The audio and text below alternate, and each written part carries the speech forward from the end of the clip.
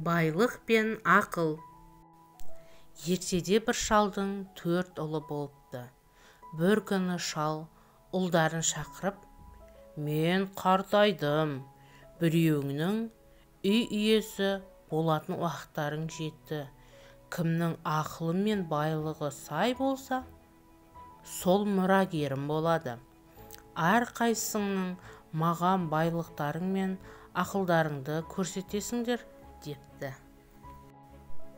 Үлкен ұлы асыл тасты жүзік салған қолын көрсетіп, «Міне менің байлығым, ал кім бай болса, сол ақылды», депті. Екінші ұлы асыл киімдерін киіп, әдеміленіп келеді де, «Міне менің түріме көргендер ақылым мен байлығымның алдында бас иеді», дейді. Үшінші ұлы күміспен және асыл тастармен әшекейленген белдігін буынады да, «Мұндай белдік», дейді, «ешкімде де болған емес». Әкесі үлкен балаларына қарап басын шайқайды да, ең кіші ұлына, «Сен неге үндемейсің? Сен қандай байлығыңмен мақтанасың?» дейді.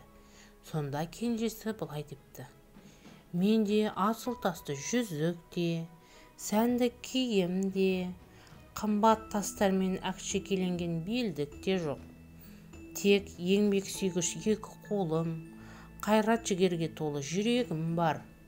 Шалға кенже ұлының жауабы ұнайды. Ол өзінің мұрагері болады деп кіші ұлын атапты. Үлкен балаларына інісінің айтқанынан шықпауды өсиет етіпті.